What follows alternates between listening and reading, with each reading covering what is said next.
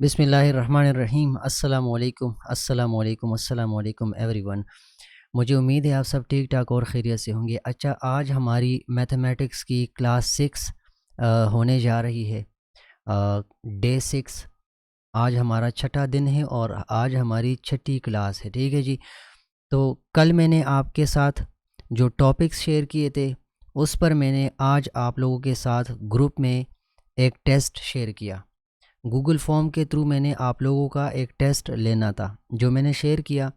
बदकिस्मती से मैं आपको यहाँ पर दिखाना चाहूँगा, सिर्फ़ और सिर्फ 6 या 8 बंदों ने, ये अपडेट नहीं हो रहा, इंटरनेट का बड़ा इशू है, तो तकरीबन 6 बंदों ने या 8 बंदों ने या ज़्यादा से ज़्यादा 10 बंदों ने टेस्ट कंडक्ट किया है, अटैम्प्ट किया है। और टेस्ट के लिए उन्होंने यहाँ पर मुझे आंसर भेजे हैं। 6 रिस्पॉन्सेज आए हैं आप लोगों के। ये बड़ी परेशानी वाली बात है। मैंने आप लोगों को कहा था कि मैं आपसे टेस्ट लूँगा, अनाउंस किया था बिल्कुल सुबह, और कल शाम को अनाउंस किया था। सुबह भी आपको रिमाइंडर दिया था, कल शाम को मैंने ये अनाउंस किया था कि मैं आप लोगों से टेस्ट लूँगा, 30 या 25 MCQs का टेस्ट लूँगा। तो यहाँ पर मैंने आप लोगों से टेस्ट लिया। बदकिस्मती से 10 बंदों ने या ज़्यादा से ज़्यादा 11-12 बंदों ने टेस्ट अटैम्प्ट किया है, बाकी किसी ने टेस्ट की तरफ नहीं देखा। चलें, अगर किसी के साथ इंटरनेट का इशू है तो आई एक्सेप्ट, क्योंकि आज मेरे साथ भी इंटरनेट का बड़ा इशू चल रहा है, तो मैं एक्सेप्ट कर लेता हूँ। यहाँ सेटिंग में आकर मैंने टेस्ट आप सबको ओपन रखा है। मैं दोबारा कल इसी टेस्ट का लिंक शेयर कर दूँगा। जिसने नहीं अटैम्प्ट किया वो अटैम्प्ट करेगा। मुझे मेरे ग्रुप में पेड मेंबर्स 29 मेंबर हैं, मुझ समेत 30 बंदे हैं, तो मुझे यहाँ इस वाले पोर्शन में 29 बंदों का आंसर आना चाहिए, ज़्यादा नहीं, सिर्फ 29 बंदों का। ठीक है जी। तो यहाँ अगर मुझे 29 बंदों का टेस्ट नज़र नहीं आया तो मैं कोई भी टेस्ट फिर नहीं लूँगा, और उसमें आपका नुकसान होगा, क्योंकि टेस्ट से मैं आपकी एवेल्यूएशन करता हूँ, और इन ही टेस्ट की ज़रिए से, इन ही टेस्ट के थ्रू मैं आपको एवेल्यूएट करूँगा, आपको आइडियाज़ दूंगा कि किस तरह के MCQs आपके पेपर में आएंगे। तो टोटल इस टेस्ट में आप लोग देख सकते हैं हमारे पास टोटल MCQs हैं 25। कितने? 25 MCQs हैं। अभी मैं बारी बारी करके हर एक क्वेश्चन समझाने की कोशिश करूंगा। आप लोगों ने मुझे गौर से देखना है, क्योंकि आज वीडियो की रिकॉर्डिंग आपको मिलेगी, इस पूरे स्क्रीन की रिकॉर्डिंग आपको मिलेगी। तो चलिए शुरू करते हैं। देखें, हमारे पास पहला क्वेश्चन था, विच of the following is not N integer. यहाँ इन ऑप्शंस में से ABCD इनमें से कौन सा एंटीजर नहीं है, तो इसका करेक्ट आंसर नोट करें। 2.5 हमारे पास एंटीजर नहीं है। सॉल्यूशन में आप लोगों के सामने प्रोवाइड करता हूँ। मैंने आप लोगों को बताया था कि हमारे पास जो एंटीजर्स हैं Z से डिनोट होते हैं, ये हमारे पास 0 से स्टार्ट होके नेगेटिव, इस तरह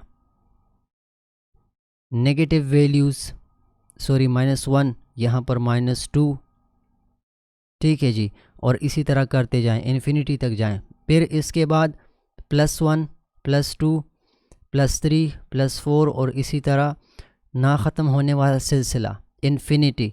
क्या जी? इन्फिनिटी तक जाएं।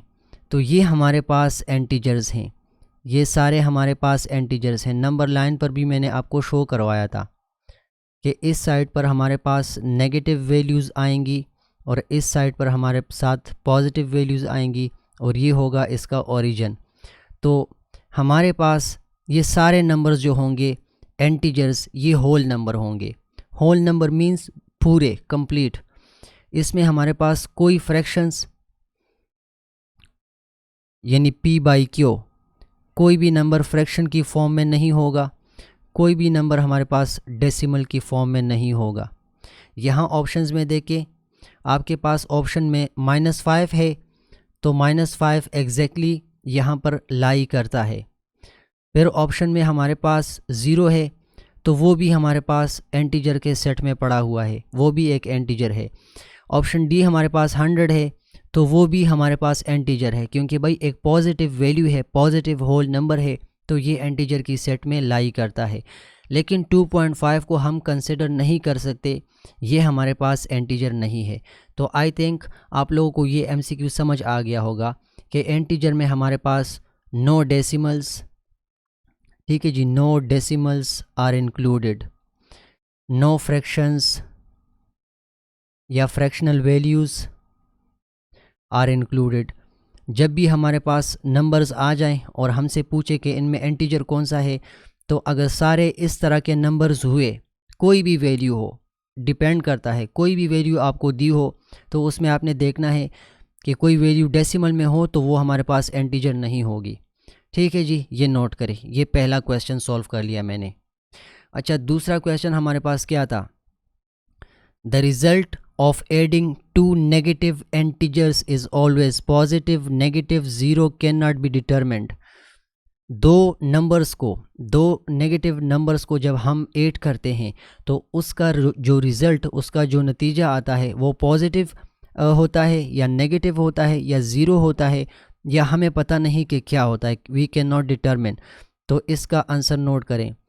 कंसिडर कर लें हमारे पास 2 इंटीजर्स हैं, ठीक है जी, हमारे पास 2 इंटीजर्स हैं नेगेटिव, एक है -1, दूसरा है -2, और हम इनको क्या करते हैं?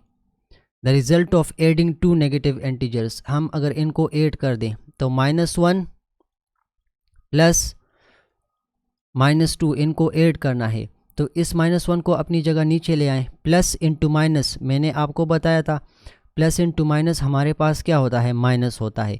तो प्लस इंटू माइनस माइनस लगा लेंगे और यहाँ पर 2 को एज इट इज़ नीचे उतार लेंगे।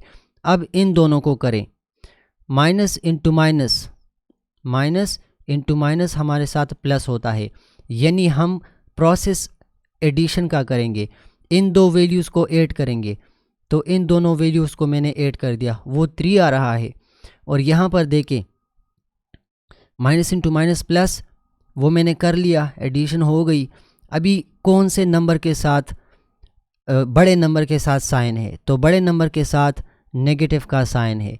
तो हमेशा याद रखें कि इसका जो आंसर है, इसका जो आंसर है, करेक्ट आंसर, वो हमारे पास है नेगेटिव। यहाँ देखें बड़ी वैल्यू के साथ हमारे पास नेगेटिव का साइन है। तो जब भी हम 2 नेगेटिव इंटीजर्स को ऐड करते हैं, वो हमें जो रिज़ल्ट प्रोवाइड करेगा वो भी हमेशा नेगेटिव में आएगा। Adding 2 negative integer will always result a negative value, हमें एक नेगेटिव वैल्यू जनरेट करके देगा। तो ये था दूसरा क्वेश्चन। अगर किसी को नहीं समझा या कोई ऑप्शन आपसे गलत हुआ था तो यहाँ से इसको टिक कर ले, सीख ले इसको, ये इम्पॉर्टेंट है। अच्छा, दूसरा क्वेश्चन हमारे पास क्या था? सॉरी, तीसरा क्वेश्चन हमारे पास था the commutative property of addition states that. Commutative property एक प्रॉपर्टी है इंटीजर्स के ऊपर, होल नंबर्स के ऊपर, उसके मुताबिक कौन सी स्टेटमेंट यहाँ पर ठीक है? a plus b is equal to b plus a minus b is equal to b minus a cross b is equal to b cross a divided by b is equal to b divided by a. तो यहाँ आपने confuse नहीं होना। आपसे commutative property पूछी है किस चीज़ की? एडिशन की। तो एडिशन यहाँ पर कौन से स्टेटमेंट के अंदर हो रही है? एडिशन हमारे पास स्टेटमेंट नंबर 1 के अंदर हो रही है। अभी कम्यूटेटिव प्रॉपर्टी को मैं आपको समझाता हूँ। देखें, कम्यूटेटिव प्रॉपर्टी स्टेट करता है, कम्यूटेटिव प्रॉपर्टी के अकॉर्डिंग इसकी जो स्टेटमेंट है वो ये है कि एक नंबर को अगर हम दूसरे नंबर के साथ इस फॉर्म में ऐड कर दें और अगर हम इनके प्लेसेस चेंज करें, b प्लस ए कर दें, तो रिज़ल्ट हमारे पास सेम आएगा। एग्जाम्पल ले लें, a की वैल्यू 5 है, b की वैल्यू 2 है। अगर इन दोनों को मैं रिप्लेस कर दूं, 2 b की जगह लगाऊं और a की वैल्यू 5 है, वो हमारे पास सॉरी इनको अगर हम क्या कहा मैंने, मैं कंफ्यूज हो गया। दो वैल्यूज़ हैं, उनके प्लेसेस चेंज करें। a प्लस बी को अगर हम b प्लस ए कर दें, यहाँ जो पहली वैल्यू है इसको अगर हम सेकंड प्लेस पे लेके जाएं, और यहाँ पर जो पहली वैल्यू है इसको अगर हम यहाँ से सेकंड प्लेस पर लेके जाएं, दोनों साइड से, राइट हैंड साइड, ठीक है जी, और लेफ्ट हैंड साइड, दोनों से जो रिजल्ट आएगा वो सेम आएगा। अभी ऐड कर दें, 5 प्लस 2 से हमारे पास 7 आ रहा है, और इसी तरह 2 प्लस 5 से भी हमारे पास 7 आ रहा है। इट मीन्स कि कम्यूटेटिव प्रॉपर्टी की स्टेटमेंट कुछ इस तरह से है कि अगर हम दो नंबर्स को ऐड करते वक्त उनके प्लेसेस चेंज कर दें तो उनके रिज़ल्ट पे कोई असर नहीं पड़ेगा। It will not effect the result as it is. हमारे पास जो आंसर पहली स्टेटमेंट से आएगा वो दूसरी स्टेटमेंट से भी आएगा। दूसरी एग्जांपल ले लें, 10 प्लस 2 अगर हम करें या 2 प्लस 10 अगर हम करें तो इस साइड से भी 12 आ रहा है और इस साइड से भी 12 आ रहा है। इट मीन्स कि commutative property is true when it comes to addition. जब एडिशन करेंगे हम तो हमारे पास एडिशन के अंदर कम्यूटेटिव प्रॉपर्टी स्टेट करती है, लाई करती है। कम्यूटेटिव प्रॉपर्टी हमारे पास ट्रू साबित होती है। लेकिन अभी देखें, इस चीज़ को समझें, कम्यूटेटिव प्रॉपर्टी सिर्फ एडिशन के लिए यहाँ पर ट्रू हो रही है। अगर मैं सब्ट्रैक्शन करूँ, अगर मैं 10 माइनस 2 करूँ या 2 माइनस 10 करूँ तो फिर क्या आएगा? 10 माइनस 2 से हमारे पास आंसर 8 आ रहा है और यहाँ से हमारे पास माइनस 8 आ रहा है, जो कि नहीं बराबर। 8 is not equal to minus 8। It means commutative property यहाँ पर ट्रू नहीं है, not true. So commutative property with respect to addition hold करती है but with respect to subtraction hold नहीं करती। इसी तरह का केस मल्टीप्लिकेशन का भी है। अगर हम 5 क्रॉस 2 कर दें या 2 क्रॉस 5 कर दें, 5 मल्टीप्लाई 2 से हमारे पास आंसर आ रहा है 10, और अगर हम 2 मल्टीप्लाई 5 कर दें तो इससे भी 10 आंसर आ रहा है। It means commutative property with respect to multiplication hold करती है और ये हमारे पास ट्रू आती है, होल्ड ट्रू। ठीक है जी। सो कम्यूटेटिव प्रॉपर्टी एडिशन के लिए भी ट्रू है और कम्यूटेटिव प्रॉपर्टी मल्टीप्लिकेशन के लिए भी ट्रू है, बट कम्यूटेटिव प्रॉपर्टी सब्ट्रैक्शन के लिए ट्रू नहीं है। ये 3 MCQs कंसिडर कर लें, मैंने आप लोगों को बता दिए। अभी कम्यूटेटिव प्रॉपर्टी अगर आप करना चाहें डिवीजन के लिए तो क्या होगा? कंसिडर कर लें 10 divided by 2 is equal to 2 divided by 10। देखें, इसका मतलब है 10 divided by 2 is equal to, इसका मतलब है 2 डिवाइडेड बाय 10। ठीक है, समझ आ गया आप लोगों को। यहाँ से हमारे पास क्या आंसर आए? 10 रुपये है, 2 बंदों के ऊपर डिवाइड करें तो हमारे पास आंसर 5 आ रहा है।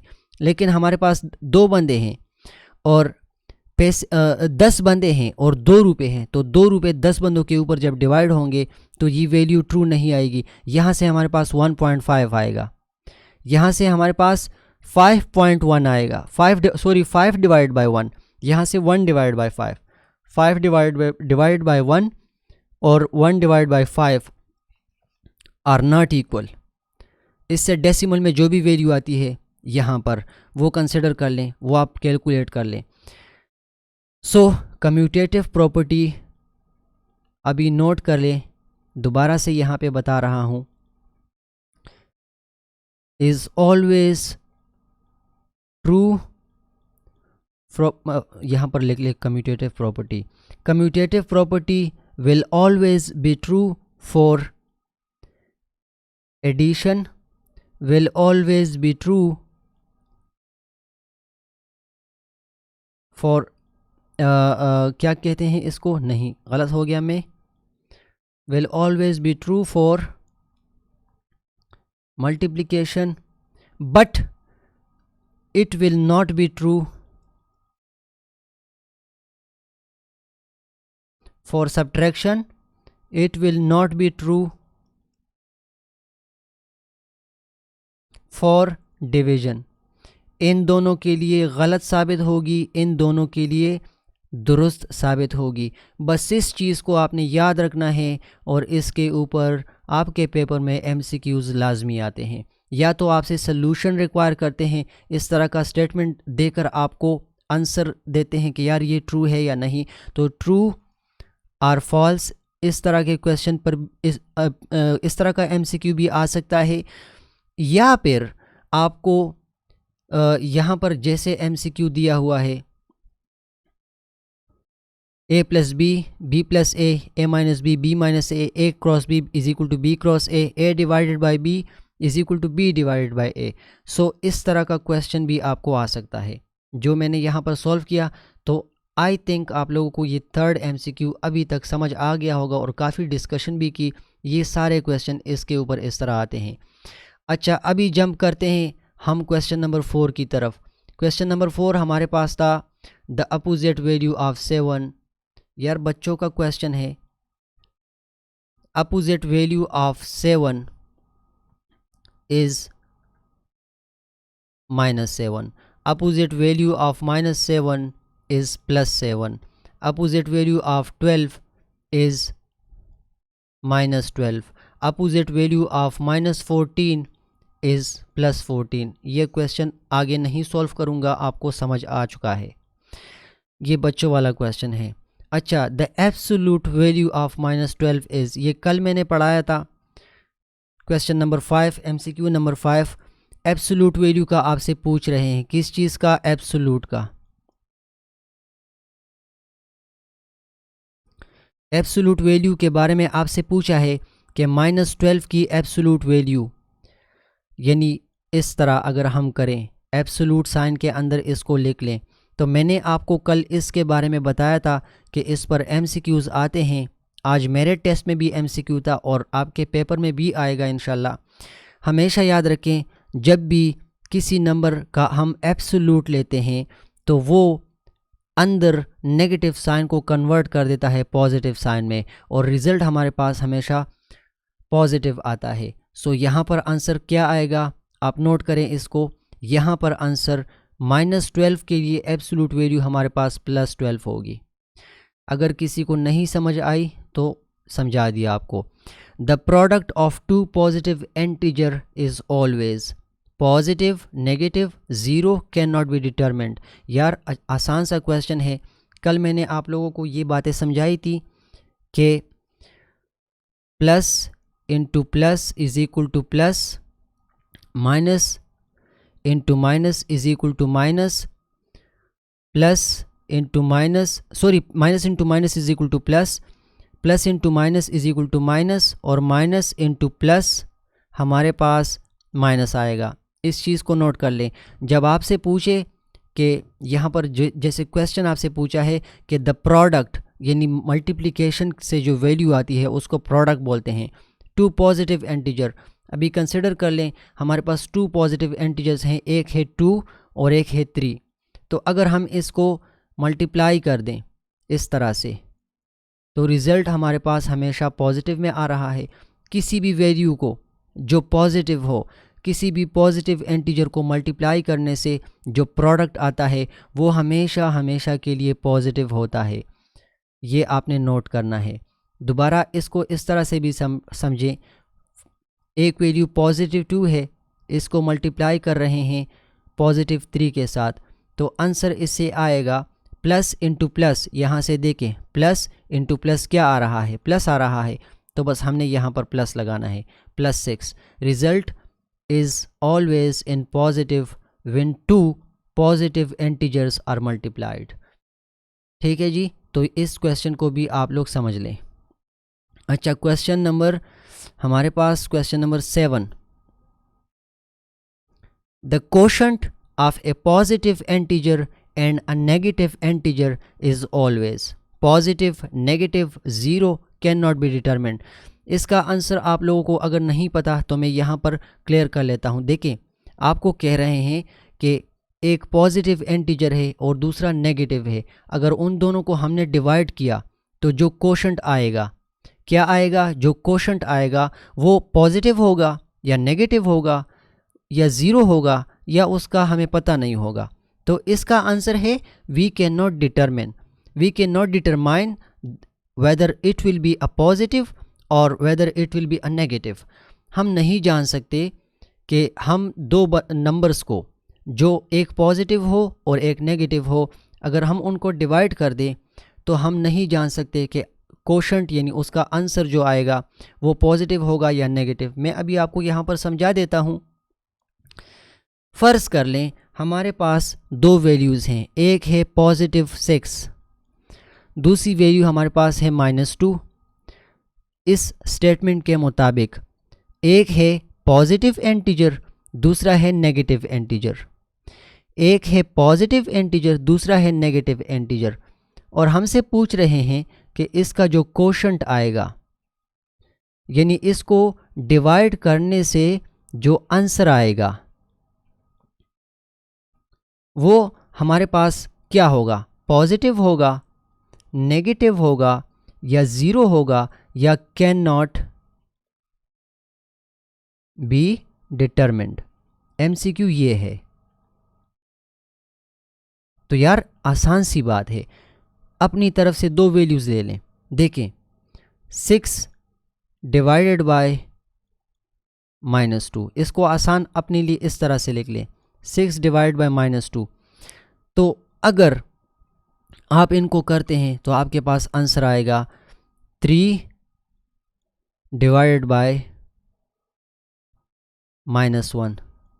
और अगर आपको मैं इन वैल्यूज़ को चेंज कर दूं, -6 डिवाइडेड बाय +2, तो इसके लिए कैसे लिखेंगे, हम लिखेंगे -6 डिवाइड बाय 2। ठीक है जी, यहाँ पर गलत हो गया, -6 डिवाइड बाय 2 कर लें। अच्छा, अभी इनको डिवाइड करें, सो 3 2s are 6, 2 1s are 2, हमारे पास आंसर आ रहा है -3/1। अभी ये देख लें, यहाँ पर 3 डिवाइडेड बाय -1 आ रहा है और यहाँ पर -3 डिवाइडेड बाय 1 आ रहा है, जो कि कभी भी एक जैसी वैल्यूज़ नहीं है। These values are not equal. So यहाँ हम नहीं डिटरमिन कर सकते। इसका आंसर क्या आएगा, इसका आंसर आएगा we can not determine that the quotient of a positive integer and negative integer will be positive, will be negative or will be zero। ये हमारे पास क्वेश्चन के ऊपर डिपेंड करेगा। हम जनरलाइज फॉर्म में नहीं कह सकते कि इसका जो क्वोशंट आएगा वो पॉजिटिव होगा या नेगेटिव होगा या ज़ीरो होगा। जनरलाइज फॉर्म में हमें आंसर का नहीं पता होता, तो कैन नॉट बी डिटरमिन्ड, इसका आंसर ये है। आई थिंक आप लोगों को ये समझ आ गया होगा इंशाल्लाह। अभी दूसरे क्वेश्चन की तरफ जंप करते हैं। दूसरा क्वेश्चन हमारे पास कौन सा है, the identity element of addition is 0 1 -1, there is no identity element for addition. पहले तो आप लोग आइडेंटिटी एलिमेंट को जान ले, अगर आपने नहीं जाना और अगर आपको अभी तक नहीं पता कि आइडेंटिटी एलिमेंट क्या होता है। आइडेंटिटी एलिमेंट हमारे पास आखिर में होता क्या है। देखें, यहाँ पर हमसे पूछ रहे हैं the identity element for addition. Addition के केस में आइडेंटिटी एलिमेंट क्या होता है। याद रखें, एडिशन के केस में आइडेंटिटी एलिमेंट हमारे पास हमेशा ज़ीरो होता है। मैं आपको अभी समझाता हूँ। फ़र्ज़ करें हमारे पास कोई वैल्यू है a और कोई मुझसे कहे कि अगर इसके साथ मैं 0 ऐड कर दूँ तो आंसर क्या आएगा, तो a + 0 से हमारे पास आंसर a आएगा, क्योंकि ये 0 इसके रिज़ल्ट को अफेक्ट नहीं कर रहा। मैं आपको वैल्यू के थ्रू समझाता हूँ। फ़र्ज़ करें हमारे पास एक वैल्यू है और उसके साथ हमने ऐड किया 0, तो 1 + 0 से हमारे पास आंसर क्या आएगा, 1 आएगा। इसकी जो आइडेंटिटी है, जो शनाख्त है, जो पहचान है, वो बरकरार हो रही है, बरकरार आ रही है, चेंज नहीं हो रही। देखें, 1 हमारे पास पहले भी 1 था, अगर 1 के साथ हमने 0 ऐड किया तो भी 1 है। 2 हमारे पास पहले भी 1 था, इसकी शनाख्त पहले भी 2 थी। अगर इसको हम 0 के साथ ऐड कर दें तो भी इसकी शनाख्त 2 ही है, चेंज नहीं कर रहा। तो ऐसी वैल्यू जो किसी के शेप को चेंज ना करे, जो किसी की आइडेंटिटी को चेंज ना करे, वो आइडेंटिटी एलिमेंट होता है। तो एडिशन में जब आपसे पूछा जाए कि एडिशन के लिए आइडेंटिटी एलिमेंट क्या है, तो आपने आंसर करना है 0। यानी 0 एक ऐसा एलिमेंट है कि वो एडिशन की वजह से किसी नंबर को चेंज नहीं कर रहा। 0 एक ऐसा एलिमेंट है जो 1 की शनाख्त को चेंज नहीं कर सकता। 0 एक ऐसा एलिमेंट है जो 2 को एडिशन के बाद चेंज नहीं कर सकता, वो अपनी शनाख्त बरकरार रख रहा है। So it is the identity element when it comes to addition, with respect to addition. ठीक है जी, यहाँ पर आंसर क्या आएगा? The identity element for addition is always 0। किसी भी नंबर के साथ आप 0 ऐड कर दे, आपको आंसर वही नंबर आएगा। आई थिंक ये आपको समझ आ चुका होगा। The distributive property for multiplication over addition states that, इसमें देखें आपके पास जो ऑप्शंस हैं, इसमें आपसे पूछ रहे हैं कि मल्टीप्लिकेशन के लिए जो डिस्ट्रीब्यूटिव प्रॉपर्टी है, तकसीम की जो प्रॉपर्टी है, वो विद रिस्पेक्ट टू एडिशन क्या स्टेट करती है। अभी इसी चीज़ को यहाँ से देख लें। a cross b plus C is equal to a cross b plus a cross c. मैं आपको यहाँ एग्जांपल से समझाता हूँ। कौन सी प्रॉपर्टी? Distributive property of multiplication over addition. यहाँ पर इसको लिख लें, अभी आपको ये समझ आ जाएगा इंशाल्लाह। डिस्ट्रीब्यूटिव प्रॉपर्टी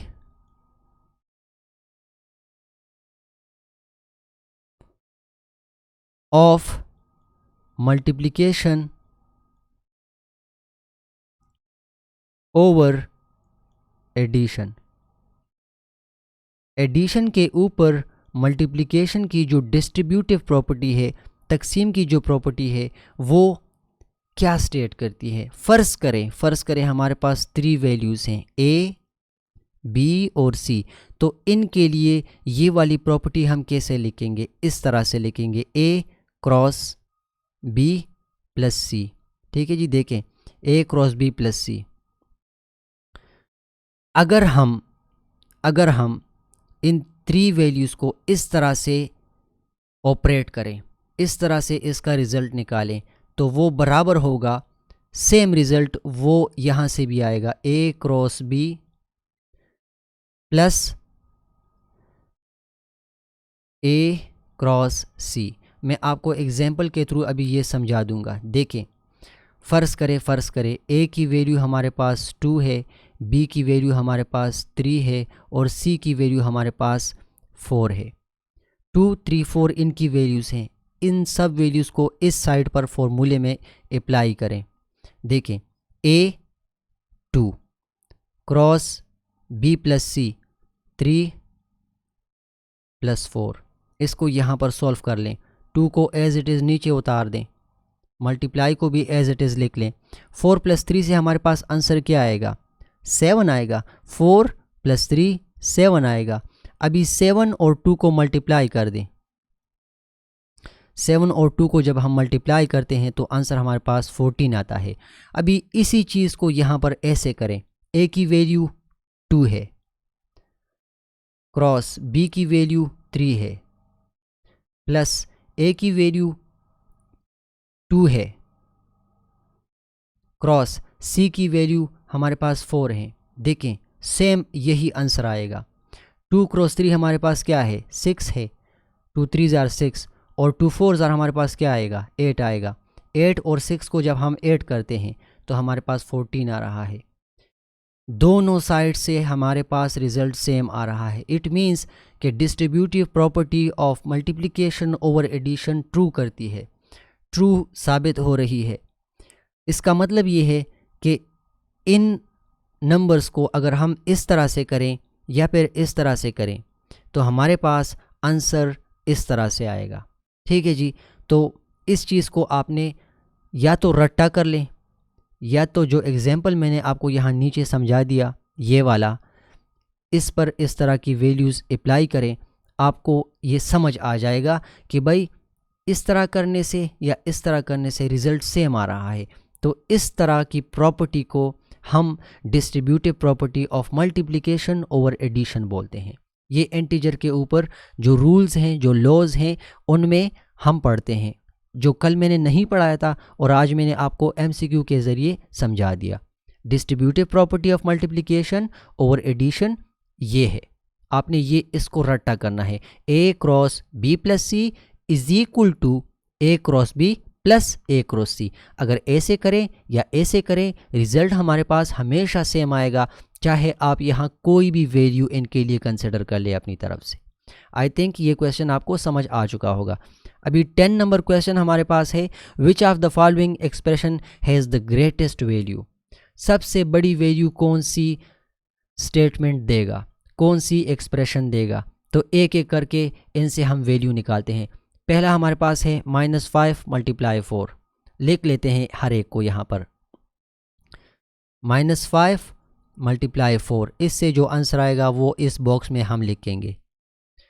ठीक है जी, इसके MCQ को आपने ऐसे सॉल्व करना है। दूसरी वैल्यू हमारे पास है -8 डिवाइडेड बाई 2, -8 डिवाइडेड बाई 2, इससे जो आंसर आएगा हम ये आंसर इस बॉक्स में लिख लेंगे। थर्ड वैल्यू हमारे पास है 3 प्लस -7, 3 प्लस -7। अच्छा, इसकी रिज़ल्ट को हम यहाँ इस बॉक्स में लिख लेंगे। 3 बॉक्सेस बन गए। अभी फोर्थ बॉक्स जो है वो है -10 प्लस 15, -10 प्लस 15। इसका जो रिज़ल्ट आएगा वो हम यहाँ पर लिख लेंगे। अच्छा, अभी क्वेश्चन हमारे पास कैसा है? क्वेश्चन हमारे पास है कि इनमें से जो रिज़ल्ट आता है, बड़ा रिज़ल्ट कौन जनरेट कर रहा है, बड़ी वैल्यू किस से आ रही है, हैज़ द ग्रेटेस्ट वैल्यू। कौन सा ऑपरेशन बड़ी वैल्यू जनरेट करके देगा? तो ये तब हम जानेंगे जब हम ये प्रोसेस करें। -5 into 4, minus into plus minus आएगा, 5 4 आर 20, इसका आंसर 20 आ गया। इसको जहन में रखें, ये आपने रफ वर्क ऐसे पेपर में भी करना है। अच्छा, -8 डिवाइडेड बाई 2, जब हम -8 डिवाइड बाई 2 करते हैं तो हमारे पास आंसर आता है -4। तो -4 को यहाँ पर लिख लेते हैं। 3 प्लस -7 से हमारे पास आंसर आएगा 3 प्लस -7 को अगर हम सॉल्व कर दें तो 3 प्लस इंटू माइनस माइनस 7, 3 में से -7 निकाल दें। एक बंदे के पास 3 रुपये हैं, आप उससे 7 मांग रहे हैं, तो वो आपको कहेगा मैं तो ख़ुद बेकारी हूँ, मेरे पास तो 4 रुपये कम पड़ रहे हैं। तो इसका आंसर -4 यहाँ पर लिख लेंगे। अच्छा, अभी एक बंदा है, उसके पास ये वाला कंडीशन है, चलें इसको सॉल्व कर लें। -10 प्लस 15, इससे हमारे पास क्या आंसर आएगा? माइनस इंटू प्लस क्या आ रहा है? प्लस आ रहा है। बड़ी वैल्यू के साथ प्लस का साइन है। 15 में से 10 निकाल दें, क्या आंसर आएगा? +5, क्योंकि यहाँ पर एडिशन होगी, एडिशन का साइन है, प्लस का साइन है बड़ी वैल्यू के साथ। माइनस इंटू प्लस हमारे पास माइनस आता है, तो हम प्रोसेस माइनस का करेंगे। 15 से 10 निकाल लिया, ठीक है जी, तो 5 आ गया, और बड़ी वैल्यू के साथ साइन प्लस है तो +5 यहाँ से आ गया। तो अच्छा, +5 यहाँ पर लिख लेते हैं। अब इनमें ग्रेटेस्ट वैल्यू कौन सी है? आसान हो गया यार, ये बंदा 20 रुपये कर्जदार है, ये बंदा 4 रुपये कर्जदार है, ये बंदा 4 रुपये कर्जदार है, लेकिन इसके साथ जेब भरा हुआ है, इसके साथ 5 रुपये प्लस में है, इसके साथ अपने 5 रुपये हैं। तो ग्रेटेस्ट वैल्यू -10 + 5 से आएगी, -10 + 5 से आएगी। आई थिंक ये आपको समझ आ चुका होगा। आपने इसको एक एक करके सॉल्व करना है, तो इस तरह के MCQ आप सॉल्व कर जाएंगे, ठीक है जी। अच्छा, 11 नंबर क्वेश्चन की तरफ जंप करते हैं। विच सेट करेक्टली रिप्रेजेंट इंटीजर। दोबारा से पहला इसी तरह का एक क्वेश्चन आपसे पूछा गया था, मैं इसको यहाँ पर नहीं करूँगा, यहीं पर समझा देता हूँ। मैंने आपसे कहा था इंटीजर्स हमारे पास 0 से लेकर positive values up to infinity और 0 से लेकर negative value up to infinity. यहाँ पर 1/2 फ्रैक्शन फॉर्म में है, ये बिल्कुल आंसर इसका नहीं। यहाँ पर पाई है, पाई की वैल्यू खुद 3.1416 है, वो डेसिमल में जाएगा, इससे भी हमारे पास सही वैल्यूज़ नहीं आएंगी, ये डेसिमल की तरफ जा रहे हैं, फ्रैक्शनल वैल्यूज़ हैं। यहाँ पर सिर्फ़ और सिर्फ पॉजिटिव है, लेकिन इंटीजर में हमारे पास पॉजिटिव भी होते हैं। देखें, इंटीजर में हमारे पास पॉजिटिव वैल्यूज़ भी होती हैं और इंटीजर में हमारे पास नेगेटिव वैल्यूज़ भी होती हैं। तो ये सेट जो है ये पॉजिटिव और नेगेटिव इंटीजर्स को होल्ड कर रहा है, ये करेक्टली इसको रिप्रेजेंट कर रहा है। आई थिंक आप लोगों को ये क्लियर हुआ होगा, क्योंकि कल से इस पर बहस हो रही है हमारी। The distance between two integers on A number line is called. यार, दो नंबर्स आपको नंबर लाइन के ऊपर किसी ने दे दिए, ठीक है जी, दो नंबर्स हैं, टू नंबर्स,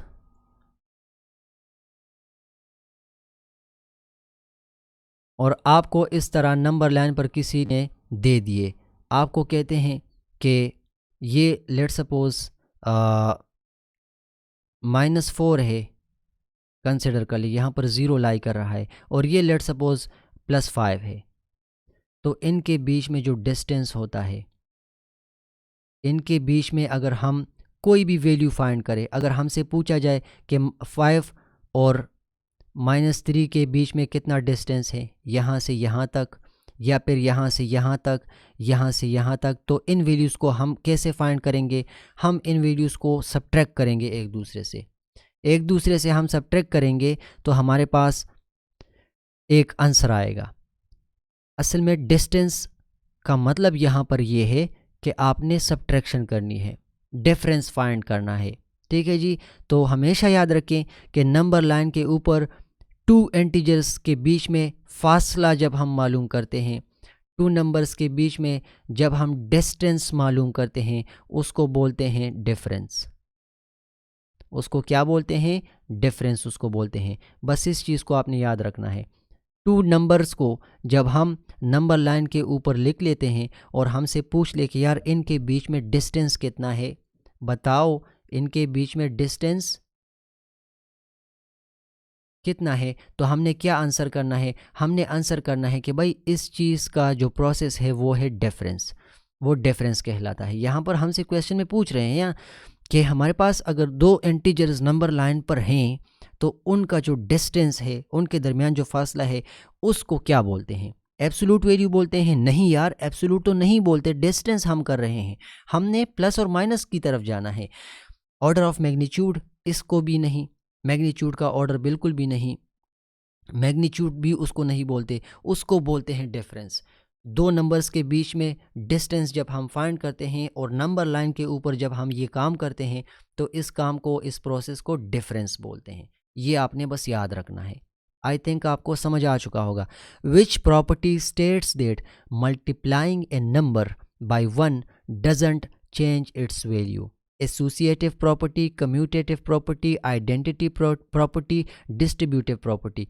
ये आपने याद रखना है कि हम जब भी, मैंने आपसे ऊपर एक क्वेश्चन शेयर किया कि एडिशन में 0 किसी भी वैल्यू के साथ ऐड करने से उसकी पहचान नहीं छेड़ सकता, उसको नहीं चेंज कर सकता। इसी तरह सब मल्टीप्लिकेशन में भी मैंने बात की। तो यहाँ पर कम्यूटेटिव प्रॉपर्टी का आंसर हमने करना है। विच प्रॉपर्टी, कौन सी प्रॉपर्टी या कौन सी खासियत स्टेट्स दैट, बयान करती है कि मल्टीप्लाइंग ए नंबर, एक नंबर को हम अगर 1 के साथ मल्टीप्लाई करें तो उसकी असल पहचान, उसकी असल वैल्यू बरकरार रहेगी। तो वो हमारे पास है आइडेंटिटी प्रॉपर्टी। देखें, मैं आपको एग्जांपल देता हूँ। हमारे पास एक नंबर है 2 और इसको हमने मल्टीप्लाई किया 1 के साथ, तो आंसर क्या आएगा? 2 आएगा। 2 की जो पहचान थी वो मल्टीप्लिकेशन विद 1 के बाद 2 ही आएगा। अच्छा, मैं कंसिडर कर लेता हूँ 100 है। 100 को अगर हम 1 के साथ मल्टीप्लाई करें तो क्या वैल्यू हमारे पास 200 आएगी? नहीं आएगी, हमारे पास वैल्यू 100 ही आ रही है। 100 का जो चेहरा है, 100 का जो फेस है, 100 की जो पहचान है, 100 की जो आइडेंटिटी है, वो एग्जैक्टली एज इट इज़ उसी तरह हमारे पास आ रही है। इसी तरह 2 बाकी जितनी भी वैल्यूज़ हैं वो एज इट इज़ आएंगी। तो इट मीन्स कि यहाँ पर जो क्वेश्चन हमसे पूछा है कि which property states that multiplying A number by 1 doesn't change it's value is identity property. ठीक है जी, आइडेंटिटी प्रॉपर्टी इसको बोलते हैं। किसी भी नंबर को मल्टीप्लाई करना 1 के साथ उसकी पहचान, उसकी आइडेंटिटी नहीं छेड़ सकता, तो उस चीज़ को आइडेंटिटी प्रॉपर्टी बोलते हैं। बात ख़त्म। आई थिंक ये आपको समझ आ चुका होगा। अच्छा, अब 14 नंबर क्वेश्चन पे आते हैं। What is the sign of the product when multiplying a positive integer and a negative integer. यार बच्चों वाला क्वेश्चन है, थोड़ी देर पहले हमने समझा दिया आपको, बल्कि मैंने समझा दिया आपको। व्हाट इज़ द साइन, अलामत क्या होगी, साइन क्या होगी, पॉजिटिव साइन होगा या नेगेटिव साइन होगा जब हम एक पॉजिटिव इंटीजर को नेगेटिव इंटीजर के साथ मल्टीप्लाई करें। कंसिडर कर लें, हमारे पास एक वैल्यू है पॉजिटिव इंटीजर 2 और दूसरी वैल्यू है नेगेटिव इंटीजर 6। अगर हम इनको मल्टीप्लाई कर दें 2 मल्टीप्लाई बाय -6, तो यहाँ पर प्लस है, एक पॉजिटिव है एक नेगेटिव है। प्लस इंटू माइनस, मल्टीप्लिकेशन में डायरेक्टली आपने वो साइन लिखना है जो यहाँ से आएगा। प्लस इंटू माइनस हमारे पास क्या आ रहा है, माइनस आ रहा है। तो प्लस इंटू माइनस, माइनस लिखेंगे, 6 2 ज़ार 12। वैल्यू हमारे पास कौन सा साइन होल्ड कर रहा है, माइनस का, नेगेटिव का। वैल्यू हमारे पास हमेशा नेगेटिव आएगी। जब भी हम पॉजिटिव वैल्यू को मल्टीप्लाई करें किसी भी नेगेटिव वैल्यू के साथ, तो रिज़ल्ट हमेशा नेगेटिव आएगा। रिज़ल्ट हमेशा नेगेटिव आएगा। आई थिंक ये आपको समझ आ चुका है, क्योंकि ऊपर भी ये डिस्कस हो चुका है और कल वाली क्लास में भी ये डिस्कस हो चुका है। अच्छा, अब आते हैं 15 नंबर क्वेश्चन पे। बच्चों वाला क्वेश्चन है -7 + 3 - 5। डीमास रूल को फॉलो करना है और इसको सोल्व करना है। -7 + 3 - 5, ठीक लिखा मैंने, -7 + 3 - 5, हाँ जी। अच्छा, इसको सॉल्व कैसे करेंगे? डीमास रूल, डीमास रूल क्या कहता है?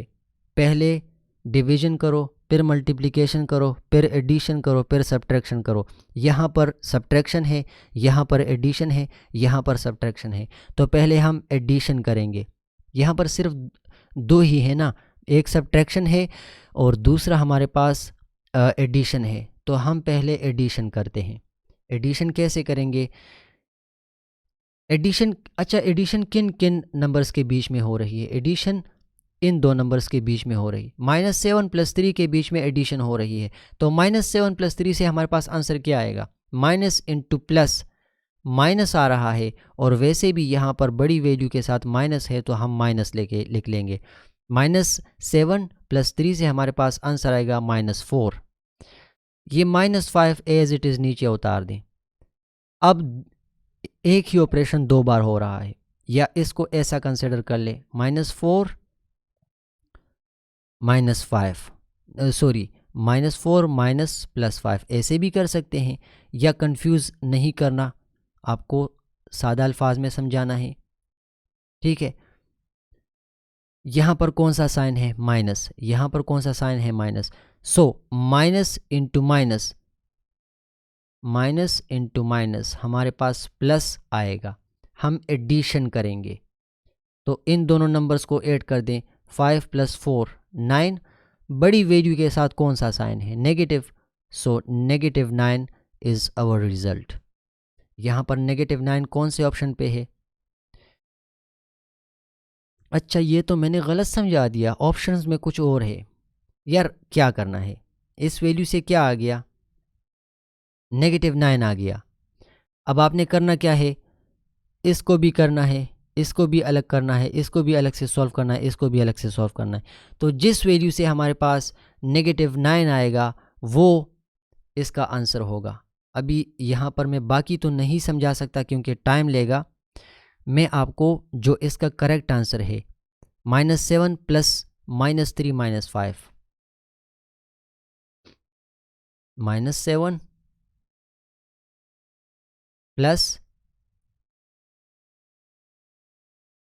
-3 - 5, यार एक ही नंबर्स बाकी वही हैं, जस्ट उनकी जो स्टेटमेंट है उनको चेंज कर दिया है, जो एडिशन सब्ट्रैक्शन है उनको चेंज कर दिया। अच्छा, इसको कैसे करेंगे? डी मास रूल को फॉलो करके पहले ब्रैकेट के अंदर जो होगा वो करेंगे। -7 और प्लस को एज इट इज़ लिख लिया, इसको कर दें माइनस इंटू माइनस प्लस आएगा, तो 5 + 3 से हमारे पास क्या आंसर आएगा? 8 आएगा। और माइनस का साइन लगाएंगे क्योंकि बड़ी वैल्यू के साथ माइनस है, तो यहाँ से -8 आ गया। अभी इसको कर लें, -7 को एज इट इज़ लिख लें, प्लस और माइनस जब मल्टीप्लाई होते हैं तो माइनस आता है, और 8 को यहाँ पर लिख लें। अभी माइनस इंटू माइनस प्लस आता है, एडिशन करेंगे, और अच्छा ओके, इसका ऑप्शन मैंने गलत दिया हुआ है आपको, मैं अभी करेक्ट कर दूंगा। अभी मुझे सबको सॉल्व करना होगा। -7 - 8, इससे क्या आंसर आएगा? 8 और 7 को ऐड कर दें तो 15 आ रहा है। ठीक है जी, -15 आ रहा है, जो कि इसका आंसर नहीं है। इसका करेक्ट आंसर ये वाला नहीं है। इसका जिसने भी मुझे ये वाला आंसर दिया है वो भी गलत हो गया। ठीक है जी, वो भी गलत हो गया। हमने यहाँ से जो वैल्यू आई है -9 उसको अचीव करना है। अच्छा यार, इसको पहले करते हैं, चलो। -7 - 3 - 5, -7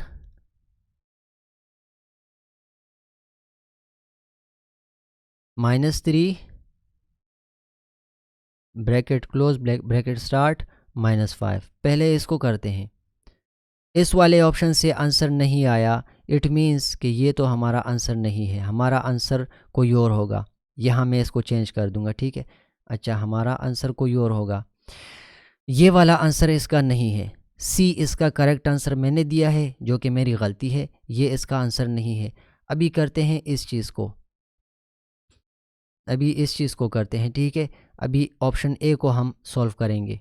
यहाँ पर -7 - 3 - 5, इसको कैसे करेंगे? डी मास रूल को फॉलो करके पहले ब्रैकेट को ख़त्म कर दें। -7 - 3 से क्या आएगा? -10 आएगा, क्योंकि माइनस इंटू माइनस प्लस, तो दोनों को ऐड किया, 10 आ गया। बड़ी वैल्यू के साथ माइनस है तो मैंने -10 लगा लिया, -5 लगा ले, एज इट इज़ नीचे उतार दें। अभी माइनस इंटू माइनस प्लस, तो दोनों को ऐड कर दें, 10 + 5 15। यहाँ पर हमारे पास नेगेटिव वैल्यू बड़ी है, तो इससे भी -15 आ गया। ऑप्शन ए बी नहीं है, ऑप्शन सी भी इसका आंसर नहीं है। ऑप्शन बी ट्राई करते हैं। -7 + 3 - 5, -7 + 3 - 5, इसको सॉल्व करना है। -7 + 3 - 5, इसको सॉल्व करना है। यार देख लो, minus into plus minus, subtraction का अमल करेंगे। सब्ट्रैक्शन का अमल किया, 7 से 3 निकाल लिया तो हमारे पास 4 आ गया, और यहाँ पर नेगेटिव साइन है तो नेगेटिव लगा लेंगे। -5 को एज इट इज़ उतार लेंगे। -4 - 5 से हमारे पास आंसर क्या आएगा? माइनस इंटू माइनस प्लस, तो हम प्लस का एडिशन का प्रोसेस करेंगे। 5 + 4 9, और बड़ी वैल्यू के साथ नेगेटिव साइन है तो -9 यहाँ से अचीव हो गया।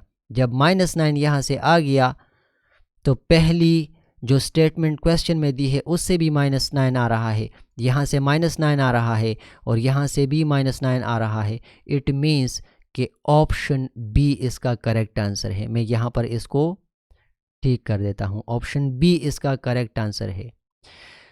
अच्छा, अभी जाते हैं 16 नंबर क्वेश्चन के ऊपर। The opposite of a number is equal to. क्या बात है जी, कितना ज़बरदस्त क्वेश्चन है। The opposite of a number, एक नंबर है उसका जो ऑपोजिट है उसका ऑपोजिट क्या आएगा, ओरिजिनल नंबर आएगा। मैं आपको बताता हूँ कैसे।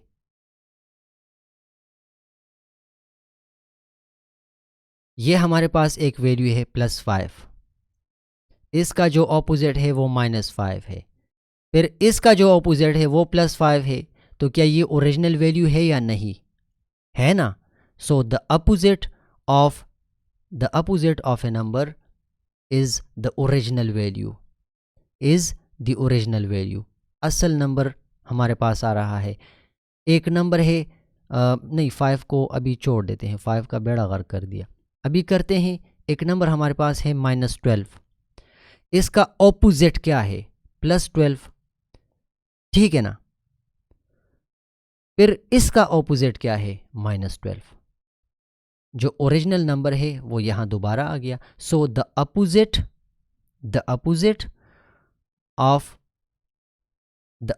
Of a number, the opposite of a number, confusing है। द अपोजिट, उल्टा ऑफ द अपोजिट, उल्टे का, ऑफ ए नंबर, एक नंबर का, एक नंबर के उल्टे नंबर का जो उल्टा नंबर होता है वो क्या होता है, वो दोबारा से वो ओरिजिनल नंबर होता है। किसी नंबर को ऑपोजिट कर लो, उसको दोबारा से ऑपोजिट कर लो, तो वो ओरिजिनल वैल्यू जनरेट करके देती है। समझ आ चुका होगा यार, इजी है, बात ख़त्म यहाँ पर। अच्छा जी, अब क्वेश्चन 16 के बाद 17, which expression has the smallest value. तो एक एक करेंगे, मैं यहाँ पर ही कर देता हूँ। इससे हमारे पास आंसर क्या आएगा, -3 multiply by +2, so minus into plus minus आएगा, और यहाँ से हमारे पास आंसर आएगा 3 2 6। ऑप्शन बी की तरफ जाएंगे, इज इक्वल टू -5 + 4 से हमारे पास क्या आंसर आएगा, माइनस इंटू प्लस माइनस, तो 5 में से 4 निकाल दे 1 आएगा, और बड़ी वैल्यू के साथ नेगेटिव का साइन है तो यहाँ से -1। 8 डिवाइडेड बाय -2 से हमारे पास क्या आंसर आएगा, 8 डिवाइड बाय -2 से हमारे पास आंसर आएगा 4 डिवाइडेड बाय -1, 4 डिवाइड बाय -1, और -10, तो एज इट इज़ हमारे पास एक वैल्यू है। तो सबसे जो स्मॉलेस्ट वैल्यू है वो कौन सी है, यहाँ पर मैं गलत हूँ। सबसे स्मॉलेस्ट वैल्यू हमारे पास है -1, ठीक है जी, यहाँ पर भी मैं गलत हूँ, क्योंकि एक बंदा सिर्फ ₹1 कर्जदार है, ये बंदा बी कर्जदार है 4 डिवाइड बाई 5, और ये बंदा तो ₹10 कर्जदार है। तो स्मॉलेस्ट वैल्यू कौन सी है, -1। इजी है, समझ गए होंगे आप। स्मॉलेस्ट वैल्यू इस कौन से एक्सप्रेशन से आ रही है, तो स्मॉलेस्ट वैल्यू हमारे पास -5 + 4। ये मैंने जल्दी में किया था, इसलिए मुझसे इनमें 2-3 या 4 क्वेश्चन गलत हो चुके हैं। इलेक्शन ऑफिस 9 to 6 ड्यूटी के बाद डायरेक्टली मैंने ये टेस्ट बनाया था। तो चलो इसको सीख लो, इन सबको करना है, और जो आंसर आए उनमें छोटा जो नंबर होगा वो हमारा नंबर होगा, हमारा आंसर होगा। सो -5 + 4 से हमारे पास स्मॉलेस्ट वैल्यू जनरेट हो रही है, -5 + 4 से हमारे पास स्मॉलेस्ट वैल्यू जनरेट हो रही है। ओके जी, हमारे पास अभी क्वेश्चन नंबर 18 जो है, the order of operation PEMDAS, BODMAS या डी मास, ये मैंने आपको समझा दिया था। States that multiplication and division should be done before addition and subtraction. PEMDAS एक दूसरा नाम है इसका। जब भी आपको पेड मास के बारे में पूछ लें तो उसका मतलब सेम बोर्ड मास ही है। अच्छा जी, और उसका मतलब अगर डी मास आ जाए तो भी सेम मतलब है। डी मास रूल के अकॉर्डिंग हम क्या करेंगे, हम पहले डिवीजन करेंगे, उसके बाद मल्टीप्लिकेशन करेंगे, उसके बाद एडिशन करेंगे, उसके बाद subtraction means division, multiplication, addition और सब्ट्रैक्शन। हमारे पास फ्लो ऑफ द ऑपरेशंस कुछ इस तरह से होगा। अभी क्वेश्चन में है कि ये जो रूल है इसके मुताबिक मल्टीप्लिकेशन और डिवीजन पहले होगी एडिशन और सब्ट्रैक्शन से। एग्जैक्टली यार, मल्टीप्लिकेशन और डिवीजन पहले हो रही है एडिशन और सब्ट्रैक्शन से, तो इसका आंसर क्या आएगा? ट्रू आएगा, क्योंकि ये रूल यही स्टेट करता है जो क्वेश्चन में है। So it is a true statement. बात ख़त्म। अभी आते हैं क्वेश्चन नंबर 19 के पास, और बाकी थोड़े से क्वेश्चन रहते हैं। What is the highest common factor of 12 and 18? मैंने आपको इसका आंसर 6 दिया था, 3 दिया था, लेकिन इसका आंसर 6 है। अभी कैसे आंसर इसका 6 है आपको समझा देता हूँ। 12, एक वैल्यू हमारे पास है 12, दूसरी वैल्यू हमारे पास है 18। इसका हमसे पूछा जा रहा है HCF की वैल्यू। जो बंदे इस चीज़ को नहीं समझे थे पहली क्लासेस में, यहाँ से समझ लो। इसको आपने इस तरह से करना है डिवीजन के मेथड पर। छोटी वैल्यू को यहाँ पर लिख ले, बड़ी को यहाँ पर। 12 1s are 12 आएगा, 12 2s are 24 आ रहा है, तो वो इससे बढ़ रहा है। सो 12 1s are 12। बात यहाँ से गलत हो। अच्छा, 12 1s are 12, तो 18 में से 12 निकाल दें, हमारे पास 6 आएगा। अभी इस वाले यहाँ प्रोसेस कब तक जारी रहेगा? जब तक 0 ना आए। तो 12 नीचे ले आएँ। अभी 6 को किस चीज़ के साथ मल्टीप्लाई करें? 2 के साथ, तो 12 आएगा। जब यहाँ पर 0 आए तो हमने प्रोसेस स्टॉप करना है, और यहाँ जो वैल्यू आएगी वो हमारे पास HCF होगा। सो यहाँ पर HCF ऑफ 12 एंड 18 क्या आ रहा है? 6 आ रहा है। गलती से मैंने 3 लगाया था, आपने नोट करना है, सीखना है बस। टेस्ट का मकसद यही है कि आप सीख लें। तो इसका आंसर 6 आएगा। ठीक है जी, समझ गए आप लोग, इंशाल्लाह समझ गए होंगे। विच of the following statement, 20 number question, which of the following statements is not true about prime number? Prime number को एक नहीं 1000 बार समझा चुका हूं।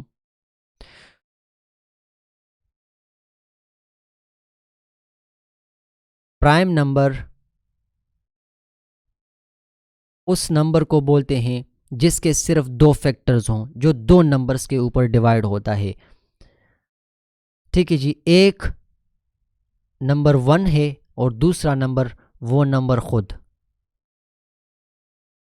कंसिडर कर ले 2 को।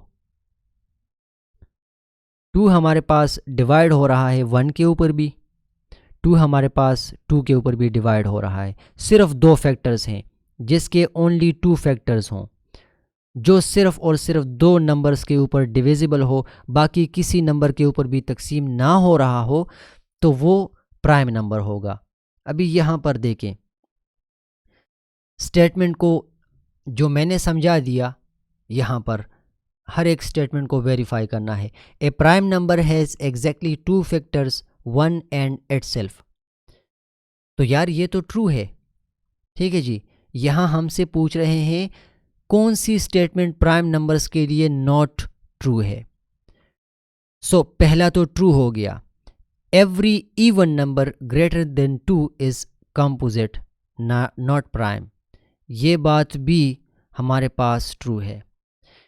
हर एक इवन नंबर 2 से जो बड़ा हो, अभी 2 से बड़ा एक इवन नंबर मैं आपके साथ लिख लेता हूँ 8, ये प्राइम नहीं होता।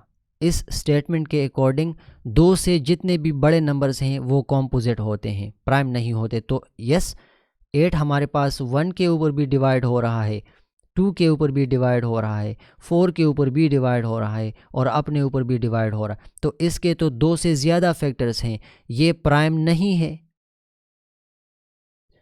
तो नॉट अ प्राइम। ठीक है जी, यहाँ समझे, नॉट प्राइम। सो यहाँ पर देखें, ये वाली स्टेटमेंट भी ट्रू हो गई। हमने यहाँ पर नॉट ट्रू, जो स्टेटमेंट गलत है उसका ऑप्शन सेलेक्ट करना है। The sum of two consecutive odd number is always even. दो कंसेक्यूटिव नंबर्स हैं, the sum of two consecutive odd numbers, दो कंसेक्यूटिव ओड नंबर्स हैं।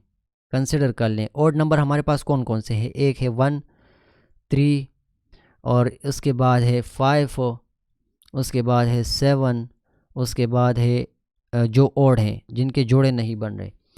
कंसिडर कर लें इन्फिनिटी तक जितने भी हैं कंसेक्यूटिव, एक दूसरे के बाद आने वाले। 1 और 3 है ना, देखिए 1 और 3 है, कंसेक्यूटिव नंबर्स हैं, तो इनको अगर हम सम कर लें 1 + 3 इज इक्वल टू क्या आ रहा है, 4 आ रहा है। क्या 4 इवन नहीं है? जी हाँ 4 इवन है, 4 इज एन इवन नंबर। सो ये स्टेटमेंट भी ट्रू हो गई। तो क्या रह गया, 1 is neither prime nor composite. मैंने एक वीडियो में डिटेल में इसको समझाया था कि 1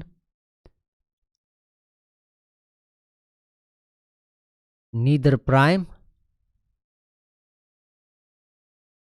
नॉर कॉम्पोजिट, ना तो ये प्राइम नंबर है और ना ही कॉम्पोजिट नंबर है। इस पर डिटेल में व्हाट्सएप पर एक वीडियो शेयर की थी आप लोगों के साथ, अगर नहीं समझे तो दोबारा समझा देता हूँ। देखिए 1 एक ऐसा नंबर है जिसके 2 फैक्टर्स भी नहीं हैं और जिसके 2 से ज़्यादा फैक्टर्स भी नहीं हैं। 1 का सिर्फ एक ही फैक्टर है और वो है 1।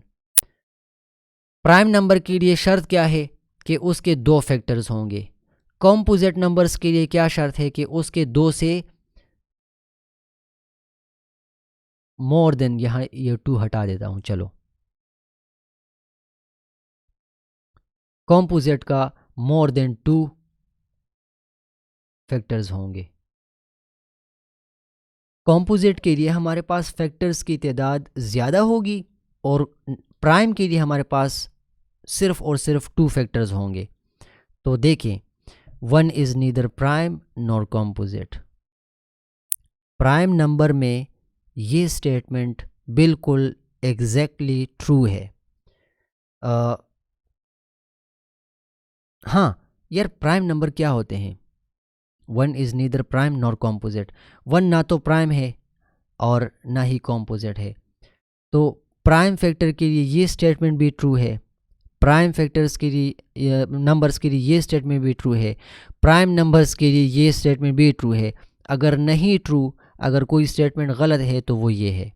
प्राइम नंबर्स के हवाले से ये स्टेटमेंट तो वैसे सही है। देखें ये स्टेटमेंट, ये MCQ कंफ्यूजिंग है। देखें यहाँ पर मैंने आपको बताया था कि कंफ्यूज होंगे आप। 1 ना ही प्राइम है और ना ही कॉम्पोजिट है, बट प्राइम नंबर के लिए यहाँ पर ये 3 स्टेटमेंट्स सही हैं, बाकी ये वाला स्टेटमेंट प्राइम नंबर के लिए है ही नहीं।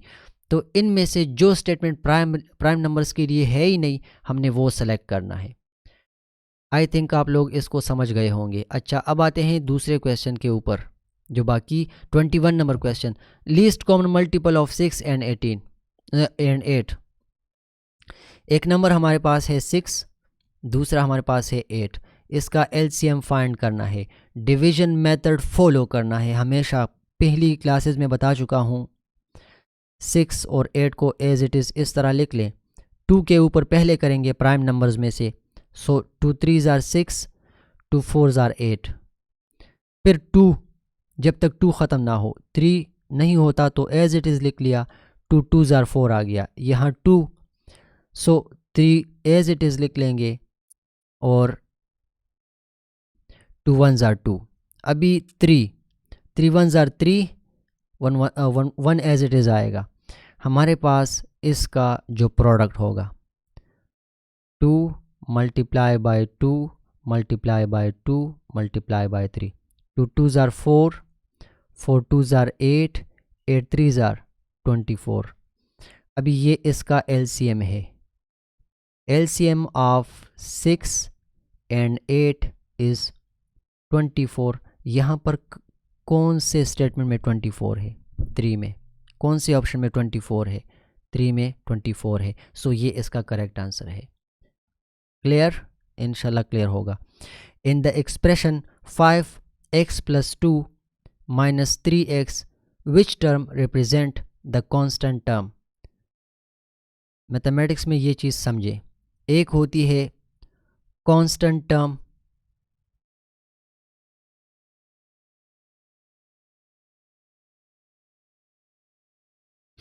और एक होती है एक ऐसी टर्म जो वेरिएबल होता है, जो चेंज हो जाता है, किसी भी वक्त चेंज होता है। Constant is unchangeable. कांस्टेंट हमारे पास अनचेंजेबल होता है, मुस्तकिल रहता है, और वेरिएबल हमारे पास चेंज होता रहता है, बदलता है, ये स्टेबल नहीं होता। In other terms not a stable one. ये स्टेबल नहीं है ना यार, सही है ना। अच्छा, अभी इस वाले स्टेटमेंट में देख लें, 5x + 2 = 5x + 2 - 3x। इसमें अगर हम ये वाला पोर्शन करें, ये वाला 5x + 2, तो हमारे पास आंसर आएगा 5x + 2 यार 5x + 2, उसके बाद है -3x। -3x देखिए 5 इन दोनों के साथ मल्टीप्लाई हो रहा है, तो यहाँ से आएगा 5x + 5 2 = 10 -3x। इनमें देखिए 5x, ये मैंने 30 लिख लिया, ये 3x है। अल्लाह खैर थोड़ा सा सांस लेता हूँ।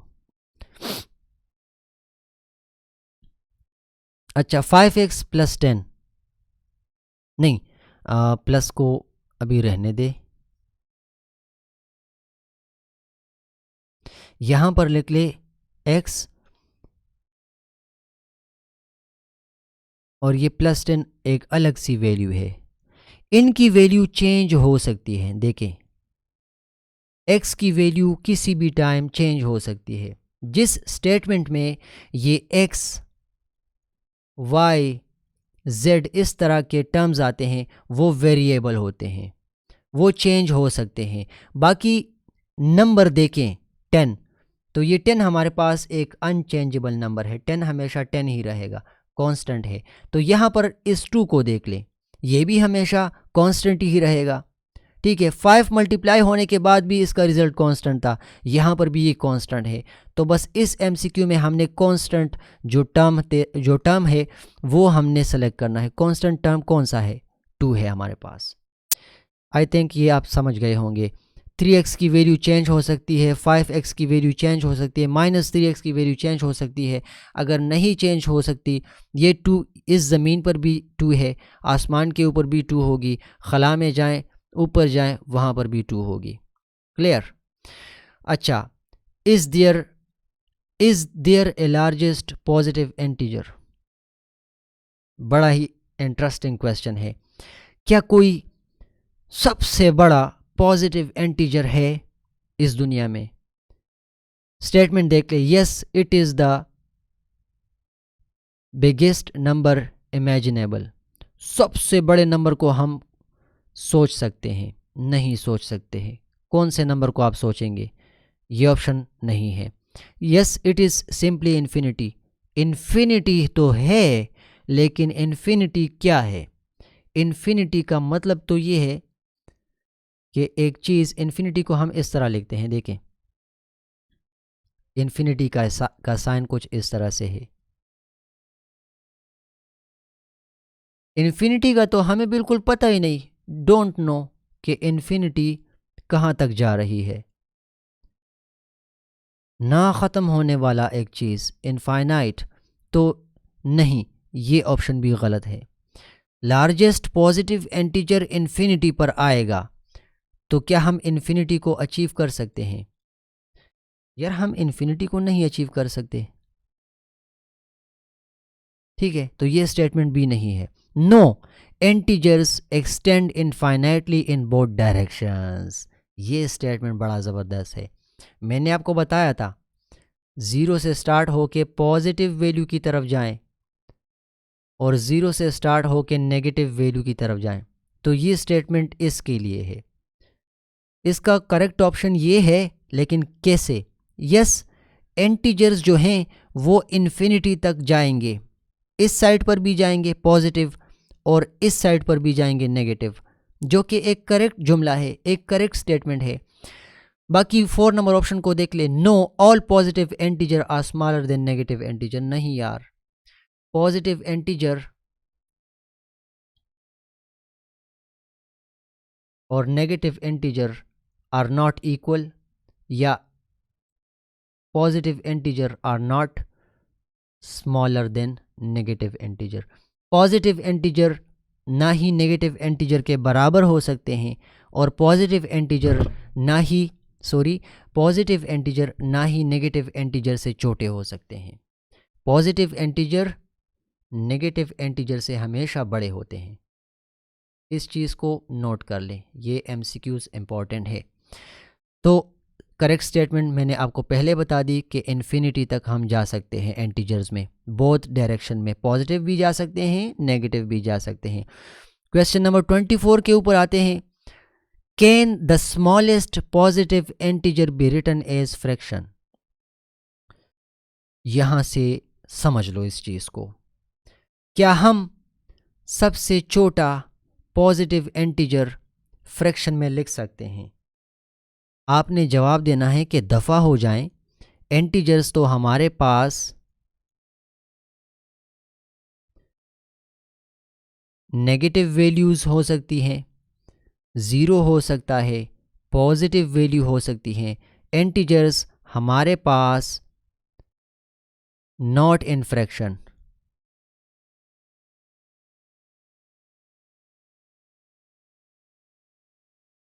इंटीजर्स को हम फ्रैक्शन की सूरत में, बटा की सूरत में, बटा जिसको बोलते हैं 2/3, 4/2, ये नंबर इंटीजर है, ये भी इंटीजर है, लेकिन ये एज अ होल इंटीजर नहीं है। ये नंबर एक इंटीजर है, ये भी एक इंटीजर है, लेकिन एज अ होल ये फ्रैक्शन इंटीजर नहीं है। सो यहाँ पर स्टेटमेंट आपने पढ़ना है करेक्ट आंसर देने के लिए। Yes any fraction with a non zero numerator and denominator works, नहीं, गलत। No fraction represent parts of a whole number, fraction whole numbers के हिस्सों को डिनोट करता है, नॉट होल नंबर्स देमसेल्व्स। मैंने आपको यहाँ पर बता दिया, ये भी एक होल नंबर है, ये भी एक होल नंबर है, लेकिन ये पूरा फ्रैक्शन एक होल नंबर नहीं है। इससे आंसर हमारे पास डेसिमल में आएगा, इससे आंसर हमारे पास इशारिया यानी डेसिमल में आएगा, डेसिमल में आएगा, डेसिमल में आएगा। सो स्टेटमेंट नंबर 2 करेक्ट है। बाकी थर्ड स्टेटमेंट पढ़ ले, only fraction with 1 as the numerator can represent the smallest positive integer. नहीं यार, फ्रैक्शन में न्यूमरेटर होता है और इंटीजर फ्रैक्शन नहीं हो सकता, तो ये स्टेटमेंट भी गलत। It depends on the specific fraction chosen, नहीं, फ्रैक्शन की बात आ गई तो फ्रैक्शन की बात इंटीजर के लिए हम कर ही नहीं सकते। तो करेक्ट आंसर इसका है नहीं, fraction represent parts of a whole, not whole numbers. No fraction represents, हाँ, the smallest positive integer fraction can be written. यार, स्मॉलेस्ट पॉजिटिव इंटीजर को हम फ्रैक्शन में नहीं लिख सकते, बात ख़त्म। ये सारी बहस कर दी आप लोगों के सामने, इससे समझ लें। बस हम इंटीजर्स की केस में फ्रैक्शंस या डेसिमल की तरफ नहीं जाएंगे, हम होल नंबर्स को +1 -1 +2 -2 0 +4 -4 +3 -3 इस तरह करते जाएंगे, लेकिन फ्रैक्शन की तरफ नहीं जाएंगे। आई थिंक ये आपको समझ आ चुका है। Which expression will produce a negative integer? कौन सा एक्सप्रेशन हमारे पास नेगेटिव इंटीजर प्रोड्यूस करेगा? नेगेटिव इंटीजर इन स्टेटमेंट्स में कहाँ से आएगा? आपने ये इस चीज़ को क्या करना है, वेरीफाई करना है। देखिए यहाँ पर -3 और 5 ऑप्शन है, इससे हमारे पास आंसर क्या आएगा? एक नेगेटिव इंटीजर आएगा। -3 -5, माइनस इंटू माइनस प्लस, तो दोनों को ऐड कर दें और नेगेटिव साइन लगा लें। इसके बाद हमारे पास इसके लिए क्या आएगा, 4 माइनस इंटू माइनस प्लस, तो +2, 4 + 2 यहाँ से 6 आएगा। अच्छा, अभी इन दोनों को कर दें, एब्सोल्यूट में है ना दोनों, ये वाली वैल्यू इस एब्सोल्यूट के साइन के अंदर है, तो 2 - 6 से हमारे पास आंसर क्या आएगा, -4 आएगा।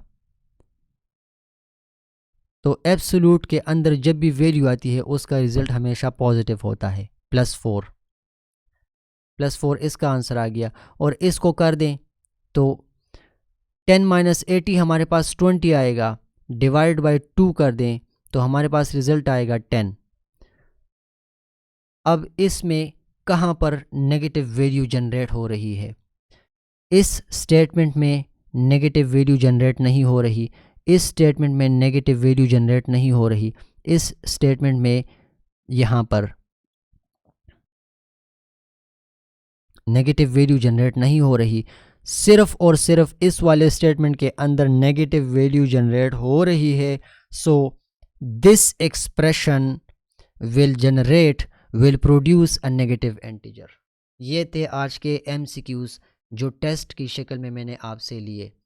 टोटल रिस्पॉन्सेस इस पर देख लेते हैं, कितने बंदों ने सॉल्व किया, 8 बंदों ने। ग्रुप में कितने बंदे हैं, ग्रुप में हमारे पास हैं 29 बंदे, मुझ समेत हमारे पास 30 बंदे हैं इस ग्रुप में। तो मुझे निकाल दें, मैंने टेस्ट नहीं देना, मैं दे चुका हूँ, यहाँ पर सारा टेस्ट मैंने दे दिया, मेरा बेड़ा गर्क हो गया भाई। तो 8 बंदों ने टेस्ट को सॉल्व किया है। इसका रिज़ल्ट मैं आप लोगों के साथ इस तरह लिंक्स टू शीट कर दूंगा और क्रिएट कर दूंगा, जिसके जितने मार्क्स हो रहे हैं यहाँ पर अभी आपको वो भी समझा दूंगा। बहुत ज़्यादा थक चुका हूँ, कल क्लास में नेक्स्ट टॉपिक्स कर लेंगे। ये MCQs आपको आज समझा दिए, ये भी काफ़ी ज़बरदस्त किस्म के MCQs थे। बस आपने इन चीज़ों को, यार दफ़ा हो जाओ, इन सब को आपने नोट करना है, याद करना है। यहाँ पर हम देख लेते हैं, यार इस एक्सेल शीट का बेड़ा गर्क हो, इसको मैं सॉर्ट आउट करूँगा। तो हमारे पास किस बंदे का रिज़ल्ट ज़्यादा आ रहा है वो हम इंडिविजुअल में देख लेंगे। चलें आप एक काम करें, मैं ख़ुद तो निकाल लूँगा आपका रिज़ल्ट, इंडिविजुअल में देखें ये कौन सा है, ये हमारे कौन से भाई हैं, ये जिसकी साइड से भी आ चुका है उसको पता होगा। मैं चलें एक्सेल शीट में और रीलोड, मैं एक्सेल शीट में देख लूँगा, जिस बंदे का भी होगा वो मैं यहाँ से देख लूँगा। इनका 25 MCQs के अंदर 10 मार्क्स आ चुके हैं। ये जो भी हैं, इनकी ईमेल आईडी, इनका नाम मैंने कलेक्ट नहीं किया, मुझसे गलती हुई है। अच्छा, इनके 5 MCQs करेक्ट हो चुके हैं 25 में से, इनके 11 MCQs करेक्ट हो चुके हैं, इनके 16 MCQs क्लियर हो चुके हैं। माशाल्लाह ये अच्छे हैं।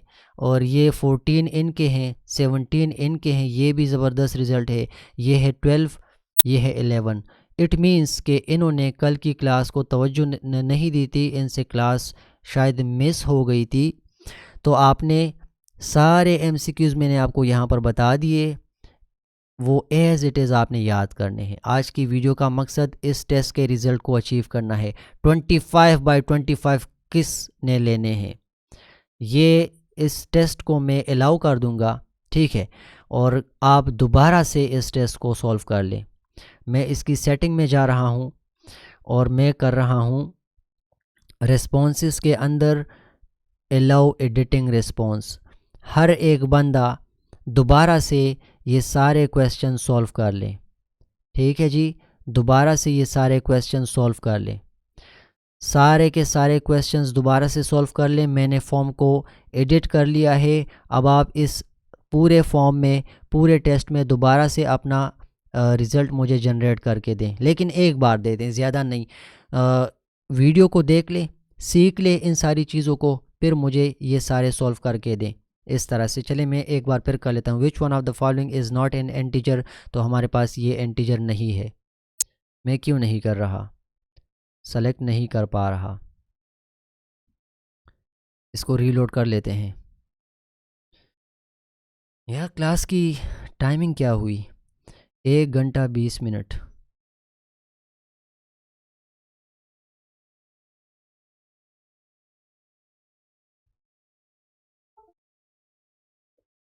ये मैंने हटा दिया वाइट बोर्ड, बस बाकी टॉपिक्स कल क्लास में शेयर कर लेंगे।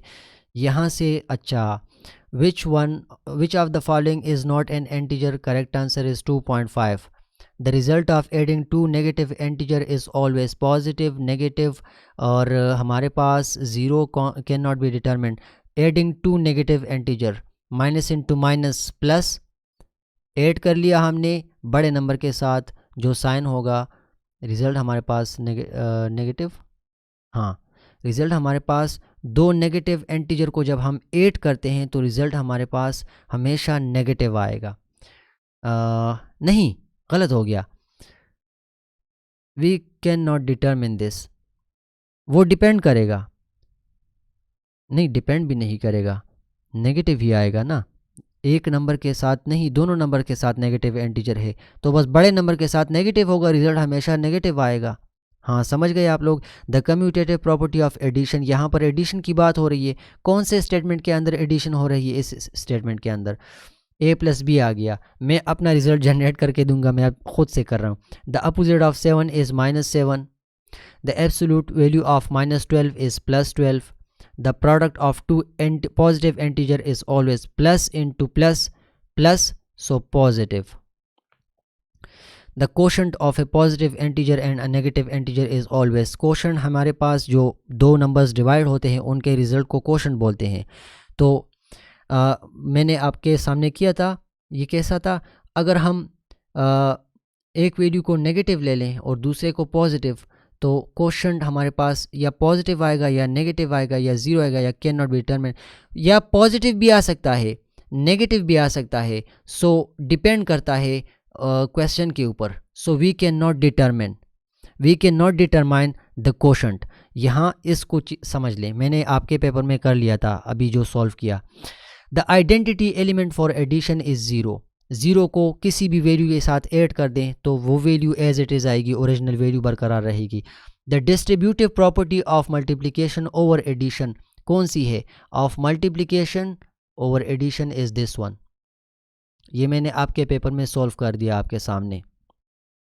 विच of the following expression has the greatest value?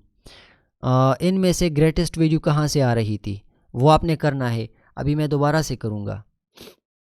10 number MCQ नकल नहीं करना मैंने। माइनस इंटू +4, ये -20 आएगा। ये -8 डिवाइड बाई 2, ये भी माइनस में वैल्यू आएगी। 3 + -7, सो ये माइनस में आएगी। -10 + 5, यहाँ से क्या आएगा? -10 + 15, -10 + 15 से हमारे पास +5 आएगा। So correct answer is plus. जिस वैल्यू के साथ प्लस आ रहा है वो है प्लस। विच सेट करेक्टली रिप्रेजेंट इंटीजर्स? तो वो हमारे पास है ये वाला set. The distance between two numbers, ये समझा दिया, डिफरेंस आएगा। डिस्टेंस नंबर लाइन के ऊपर डिफरेंस को बोलते हैं।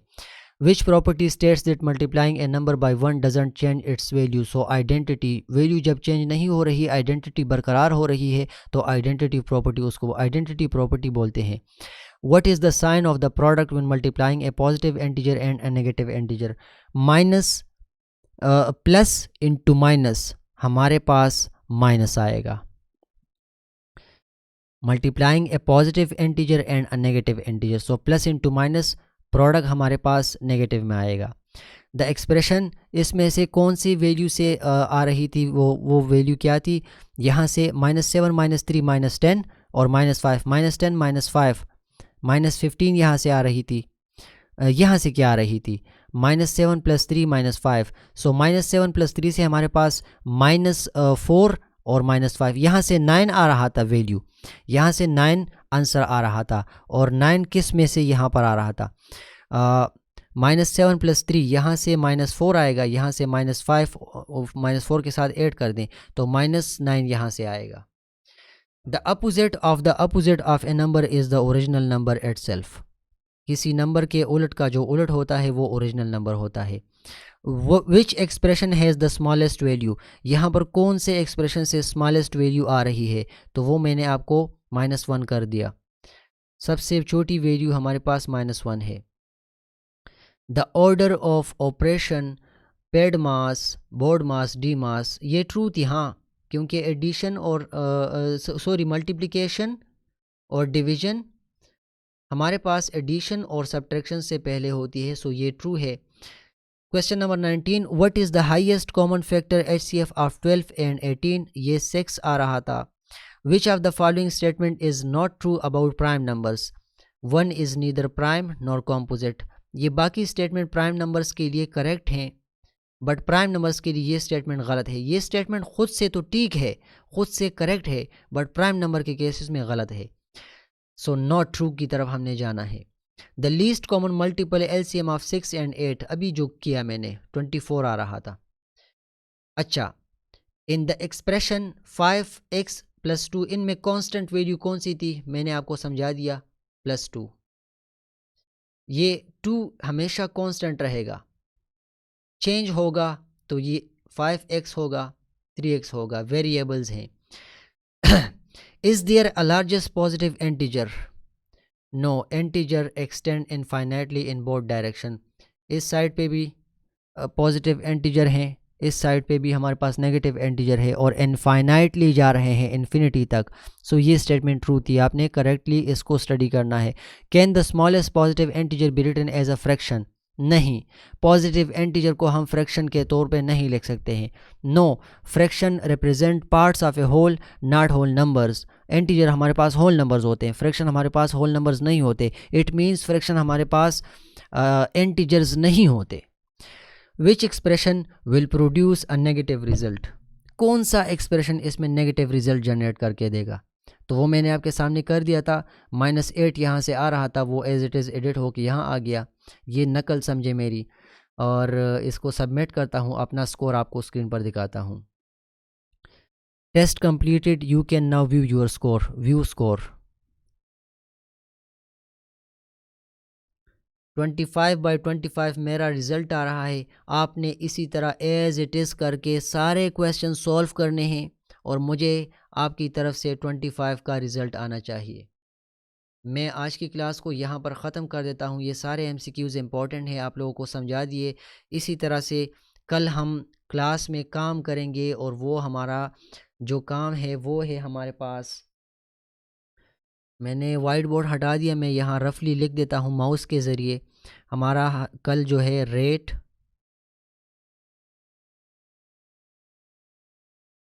वाइट बोर्ड जब नहीं होता तो ये हालत होती है, रेट, रेशो,